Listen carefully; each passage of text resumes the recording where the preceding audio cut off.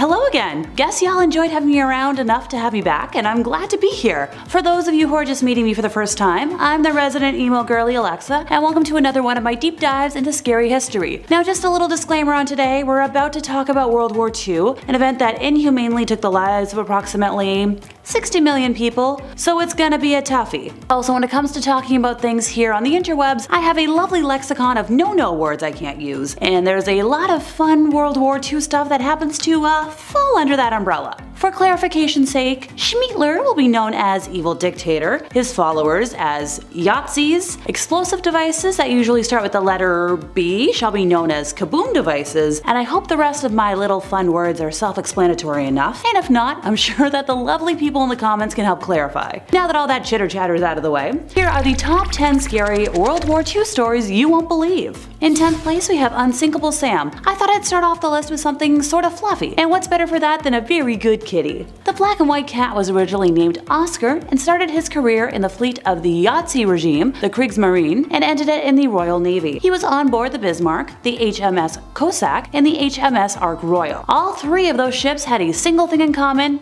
and yep, they sank, and this kitty survived them all. Originally on the Bismarck, only 118 humans from its crew of over 2,200 survived. Little Oscar was found floating on a board and picked up from the water, the only survivor to be rescued by the British destroyer, HMS Cossack. For a few months, all went smoothly, until sadly the ship was hit by a torpedo, and once again the precious kitty was found clinging to a piece of plank. He made it through the ordeal and was brought to the shore establishment in Gibraltar. Unsinkable Sam was then adopted by the crew of the HMS Ark Royal, which ironically was a ship that was instrumental in sinking the Bismarck. Ark Royal survived several near misses and gained a reputation as a lucky ship, a fitting home for the lucky kitty. The Germans incorrectly reported the ship as sunk on multiple occasions, but the luck didn't last, and were returning from Malta on November 14th of 1941, this ship too was torpedoed. This time, Sam was found clinging to a floating plank by a motor launch and described as angry but unharmed. At this point, Sam had enough of sea life. He was transferred to a job on land and spent the rest of his days hunting mice in the building of the Governor General. In 9th place, time to visit the London Zoo. So in the late 30s, everyone sorta knew war was coming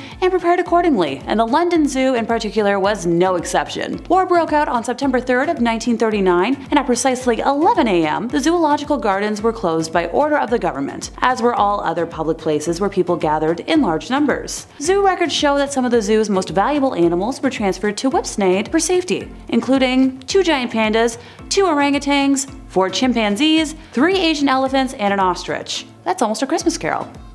Here's the sad part though. All of the venomous animals were killed to remove the possibility of having dangerous animals escape the zoo if the zoo were, kaboomed. However, some reptiles were saved, among them the Komodo dragon and Chinese alligators. 2 large wooden boxes around 8 feet long by 4 feet wide and 2 feet deep were built to accommodate 2 huge pythons, one 28 feet long and the other 25 feet long. The most valuable fish were kept and housed in tubs and tanks in the tortoise house, where the glass was crisscrossed with sticky tape to prevent it from, well, shattering. In 8th place we have Kasai's Castle. Sitting on a gorgeous wooded hilltop in Wałbrzych in southwest Poland, Kasai's Castle was seized by the Yahtzees from the Royals in 1941 as their evil leader's future residence. A maze of tunnels and bunkers were built using forced labor from the nearby Gross Rosen concentration camp, but the complex was not completed at the end of the war. Some say that the complex was the headquarters of the Yahtzee Command, others believe that the tunnels might have housed an arms factory or a nuclear weapons laboratory. Let me know in the comments what you think it would have housed.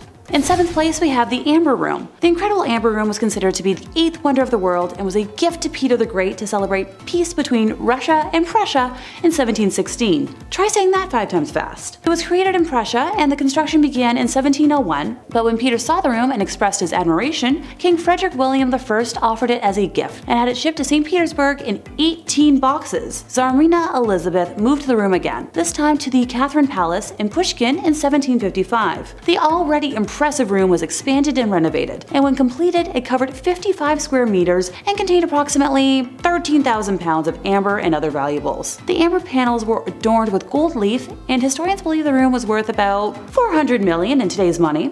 When Schmiedler initiated Operation Barbarossa, the invasion of the Soviet Union, on June 22nd of 1941, approximately 3 million soldiers entered the USSR. When the marauding German army entered Pushkin, the curators of the Catherine Palace desperately tried to disassemble and hide the precious Amber Room. But the Germans found it, tore it down within 36 hours, and shipped it to Kaliningrad in 27 crates. In late 1943, the curator of the museum where it was being held was told to dismantle the Amber Room yet again and store it elsewhere. The city was kaboomed by the Allies in August of 1944, and the whereabouts of the room are still unknown. Theories from historians vary, with one saying the museum curator didn't follow orders, so it was destroyed in the big kaboom, while another theory is that the amber was loaded onto a ship and is located at the bottom of the Baltic Sea. Apparently there's a curse on the Amber Room as well, seeing as a number of people connected with it have met untimely deaths. The museum curator and his wife died from typhus, while a Russian intelligence officer died in a car crash immediately after talking about the Amber Room to a journalist. So if you never see me again,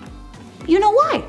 In 6th place we have a ghost plane. Couldn't help myself, had to talk about ghosties at some point today. Our tale takes place on December 8th of 1942, which was a year and a day after the attack on Pearl Harbor. That was what brought the United States into, the war. The American Navy was on duty at Pearl Harbor when suddenly its radar picked up an odd reading. It seemed as if a lone plane was making its way from Japan and heading right into American airspace. It was late at night and the sky was overcast. Previous attacks had never occurred under those conditions. The radar operators were rightfully puzzled, but they sent 2 pilots to intercept the craft since they were not taking any chances. When they reached the plane, the pilots were shocked to find out that it was a P-40 with markings that hadn't been used since that attack. Once they got near the plane, they found that it had been shot to pieces and its landing gear was destroyed. They also saw the plane's pilot slumped over the cockpit with his suit stained by fresh red fluid. Incredibly, the pilot moved slightly, smiling and waving at the Americans. The plane plummeted to the ground and crashed in a field. When the 2 pilots investigated the crash site, they found the wreckage, but no sign of the pilot. The search team also found a diary that showed that the plane was stationed in Mindanao, approximately 1,300 miles away. The lack of landing gear made it an extremely difficult mystery to solve, and still has not been solved. How could a pilot survive the attack on Pearl Harbor for a year? Also, how did he manage to land and take off with no landing gear? I guess we'll never know.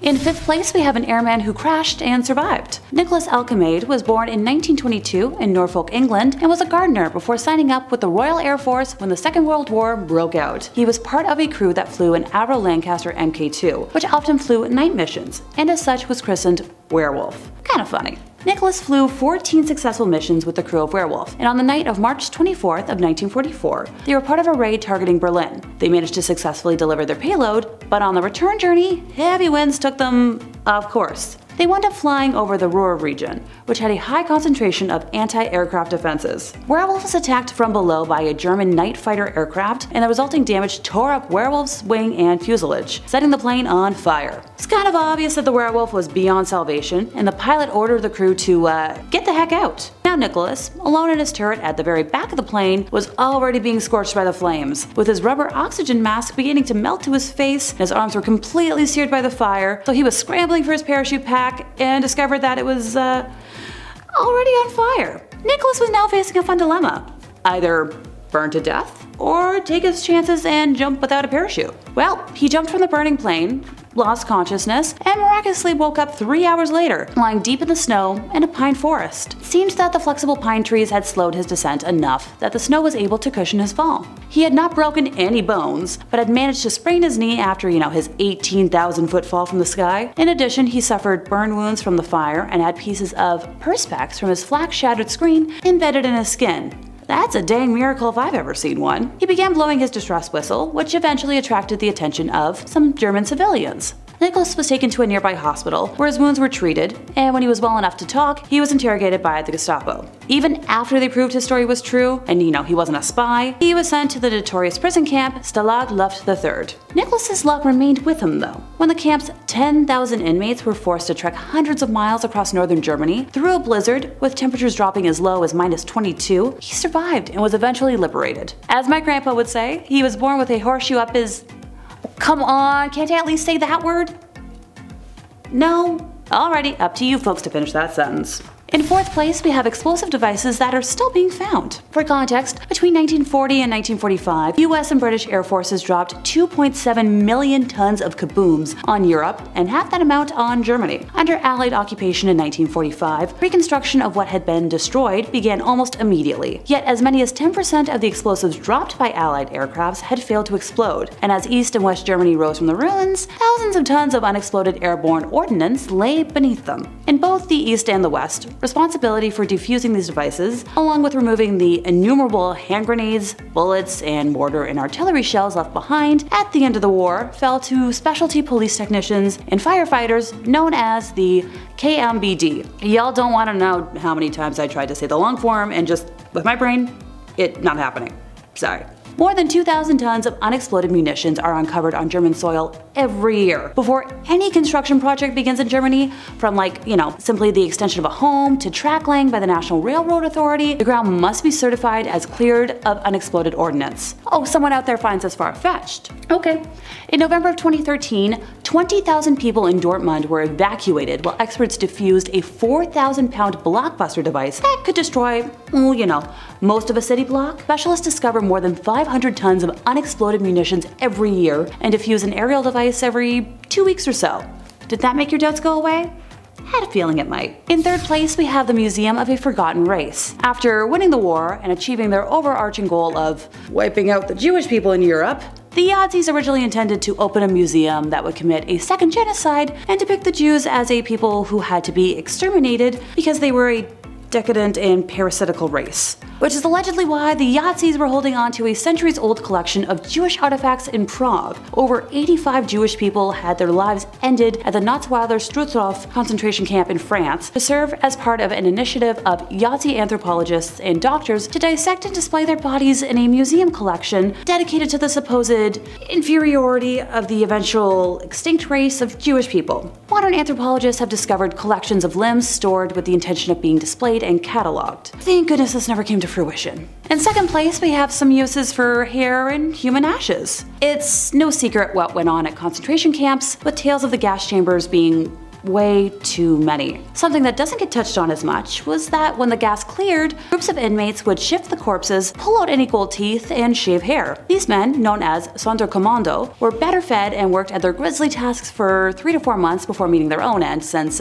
they knew too much. The hair was stored in a room above furnaces to keep it warm in the piercing cold of any Polish winter. No such luxury was permitted for the camp's inhabitants, but the hair was worth something, around half a mark a kilo. The textile industry used human hair to line socks and gloves for submarine and railway workers and make thermal blankets. I guess there's kind of like a grim efficiency about it. The human ash from furnaces was stored in 4 purpose-built pits, which remain today, from where it was taken to be spread on local farmers' fields to help with the crops. In first place, we have the experiments of Dr. Joseph Mengele. Also known as the Angel of Death, Dr. Joseph was an anthropologist and SS physician who conducted numerous inhumane medical experiments on the prisoners in Auschwitz. He was particularly interested in twins, as twin research was seen at the time to be the ideal way to determine how the environment or human heredity could influence the human body. He would attempt red fluid transfusions from one twin to another, do amputations to try and sew it on the other twin, stitch 2 twins together to form Siamese twins, infect one twin with any kind of disease, and too many other experiments. To the surprise of no one, more often than not, the twins died during the procedures, or he would have them killed afterwards just so he could do an autopsy. If one twin died from disease, he would often end the life of the other as well to, study the differences between these sick and healthy subjects. The evil doctor was also very interested in heterochromia, where people have irises of different colors, and he would collect eyes and body parts of his victims and send it through for research? He would inject chemicals in victims' eyes to attempt to change their eye color. He also experimented on pregnant women before sending them off to the gas chambers and caused incestuous pregnancies, always under the guise of, research. Oh, and operating on victims without anesthesia. Oh, and if that wasn't, disgusting enough, he tried to prove that Jewish and Romani people were genetically inferior through his morbid experimentation. And now that my stomach is turning, that's the end of our scary stories for today. If you made it this far, congratulations! I'm sure I'll be reliving parts of this in my nightmares tonight. Let me know if I left out any particular tales in the comments. Oh, and which no word replacement is your favorite. Don't forget to like, subscribe, and hit the bell. And I'll see y'all next time I buzz in here over at Bumblebee. So, himself was attacked. Oh, sorry, can we go back down to speech, please? Yeah. It's running off the screen here. Sorry. No worries. All right, all good. We're